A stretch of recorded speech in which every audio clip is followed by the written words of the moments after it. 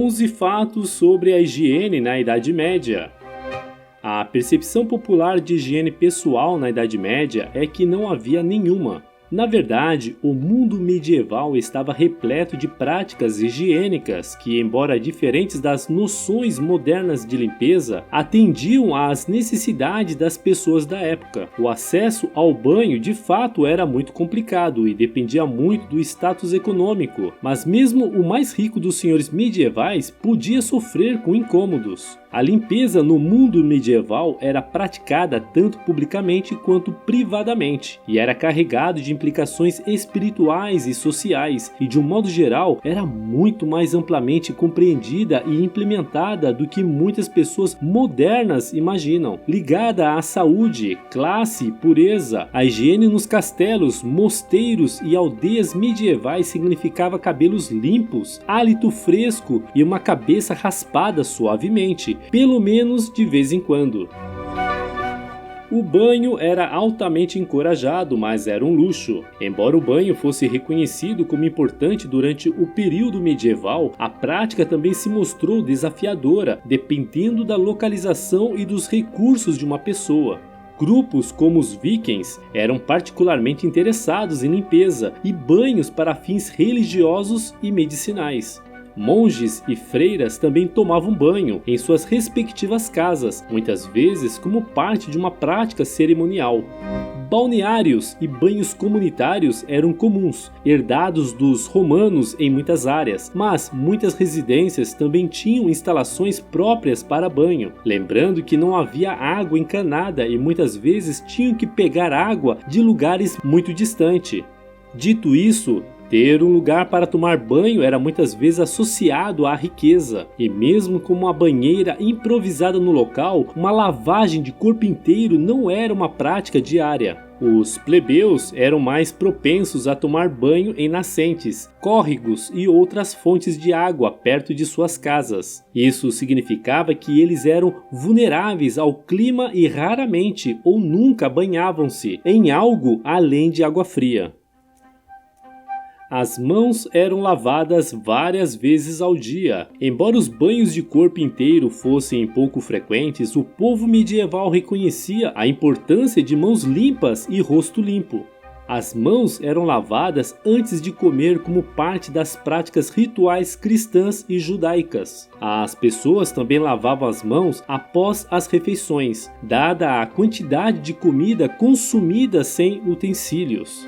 Aqueles que jantavam em elaboradas residências medievais eram obrigados a limpar as mãos ao entrar. Um aquamanile, que era um jarro ou uma bacia para lavar as mãos, cujo nome deriva das palavras latinas da água e mão, poderia ser decorativo e prático e muitas vezes apresentava imagens elaboradas de animais. Sabão pode ter sido usado, mas todo o processo de lavagem das mãos geralmente consistia apenas em um rápido enxágue e secagem.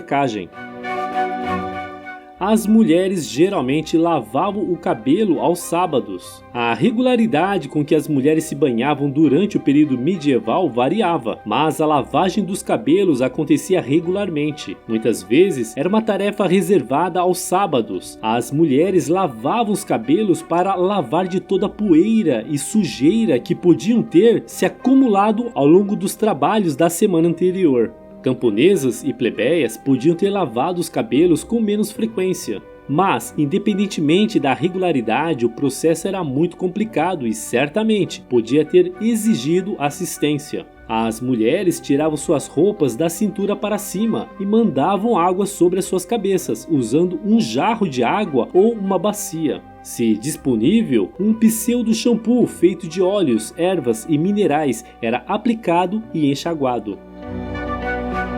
Sabão de lexívia ou água sanitária era barato e frequentemente feito e usado.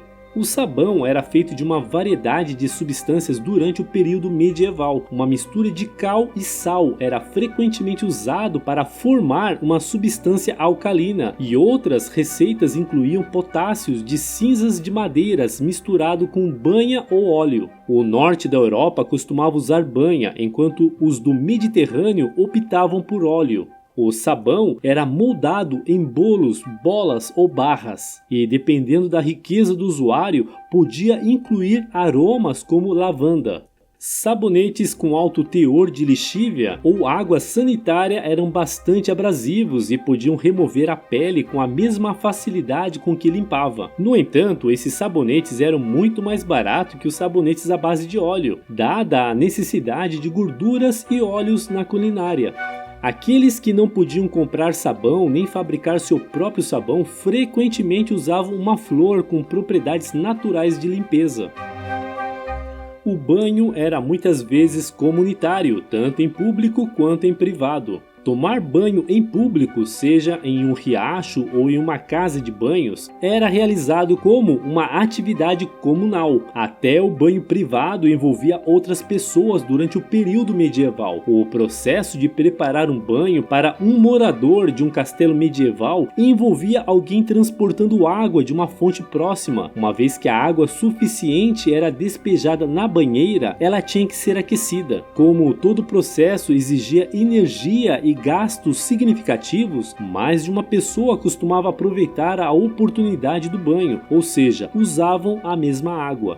Em alguns casos, os banhistas tinham até um atendente ou criado para refrescar a água quente do banho, evitando da mesma forma qualquer solidão durante o banho. Os banhos também eram associados à sensualidade. Giovanni Boccaccio escreveu sobre um desses banhos compartilhados que apresentava uma viúva com quem o Marquês Azós de Ferrara se banhava regularmente, bem como um jovem comerciante chamado Rinaldo d'Asti. Segundo a história, a senhora ouviu Rinaldo gemer do frio do lado de fora de seu quarto e o encontrou trêmulo. Ela pediu-lhe para entrar no banho dela, que estava ainda quente. Depois de fazer isso, ele jantou com ela antes de se juntar a ela na cama.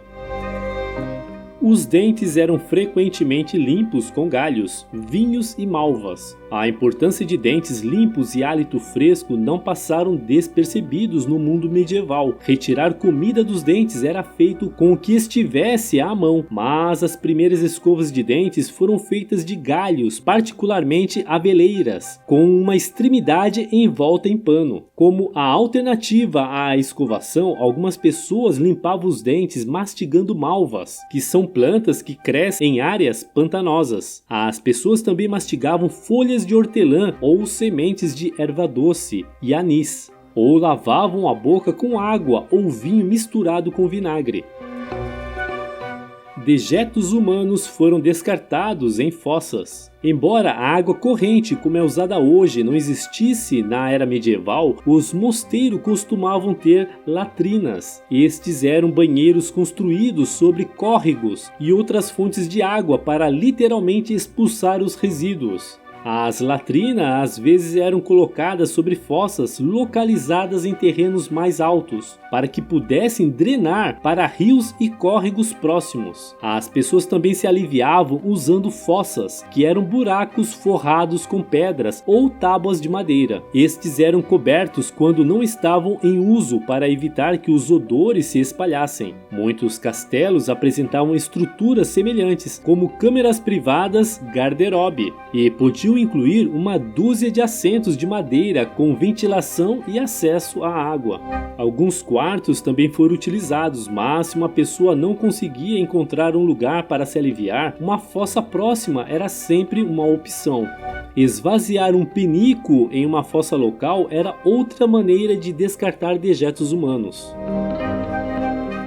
A água era intragável. A água era muitas vezes intragável devido a fontes de água não regulamentadas. A água que abastecia castelos e cidades medievais também era usada para remover resíduos, o que ameaçava a segurança da própria fonte de água. Encontrar água potável adequada de um rio ou córrego era um desafio, dada a quantidade de resíduos nas fossas. Muitas cidades pegavam água fresca de nascentes para atender às necessidades do público. Os poços eram igualmente problemáticos, especialmente à medida que as áreas povoadas se expandiam e as águas subterrâneas ficavam contaminadas. Cidades como Siena tentaram regular o acesso a fontes públicas de água, permitindo que apenas lavanderias, pousadas e balneários públicos fossem diretamente a eles. Isso se mostrou ineficaz. No entanto, quando os moradores da cidade começaram a jogar lixo pelas janelas e lavar suas roupas em condutos públicos e despejar outras sujeiras, o resultado foi que as fontes e o abastecimento de água foram sendo estragados. Alguns historiadores defendem que no final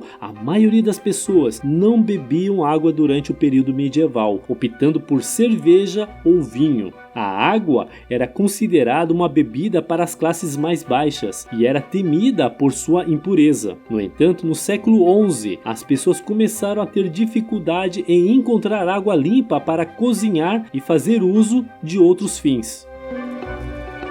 O barbear era realizado em pares. Embora os espelhos existissem na Idade Média, eles eram turvos e muito pequenos, o que significava que o barbear era muitas vezes uma atividade conjunta para os plebeus. Visitar o barbeiro local, que geralmente também era o cirurgião local, era preferível a remover os próprios pelos faciais com uma lâmina afiada. Os monges ajudavam-se uns aos outros a barbear-se para manter as suas tonsuras. O barbear ocorria em épocas específicas do ano e às vezes era feito comunitariamente, embora um monge que precisasse de purificação pudesse ter se barbeado com mais frequência. As mulheres dependiam de depilação ou depilatórios para a depilação. Sobrancelhas e cabelos eram pinçados e substâncias como óleo de noz, vinagre e até resíduos de gatos secos foram usados para remover os pelos. Piolhos e pulgas eram comuns. O mundo medieval foi atormentado por piolhos e pulgas, criaturas minúsculas encontradas em roupas de cama, vestes e cabelos. Mesmo os mais ricos dos aristocratas medievais e os monges mais sagrados foram vítimas de insetos. Diziam-se que São Francisco de Assis chamou pulgas e piolhos de pérolas da pobreza, e a desinfecção era comum. A remoção de piolhos era geralmente realizada por mulheres e muitas vezes ocorria na cama ou perto do fogo, na janela ou na bancada do sapateiro. As mulheres escovavam ou penteavam os cabelos infestados de parasitas com instrumentos semelhantes a vassouras. As pessoas seguiam regimes diários de higiene. A Escola de Medicina de Salerno, uma das principais escolas de medicina da Europa medieval, publicou um guia para uma vida saudável e higiene no século 7 ou 8, extraídos de textos clássicos como os de Hipócrates e Galeno, bem como de obras árabes. Incluía conselhos sobre dietas saudáveis, remédios para dor de cabeça e até disciplinas de saúde matinais, de acordo com o regimento. De manhã, ao levantar, lave as mãos e o rosto com água fria, mova-se um pouco e estique os membros, pentear os cabelos e escovar os dentes. Essas coisas relaxam seu cérebro e outras partes do seu corpo. Banhos foram aconselhados, embora com moderação, para neutralizar os efeitos do exercício, laxantes e sudorese. Outros tratados, como O Segredo dos Segredos, traduzido para o latim durante o século XIV, aconselhavam banhos em certas épocas do ano, mas também alertavam que ficar muito tempo no banho poderia tornar uma pessoa débil.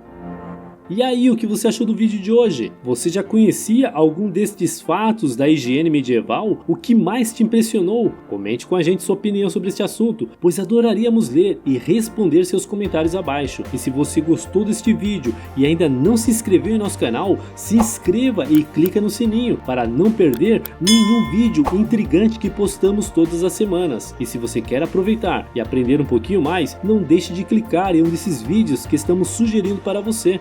Até o próximo vídeo.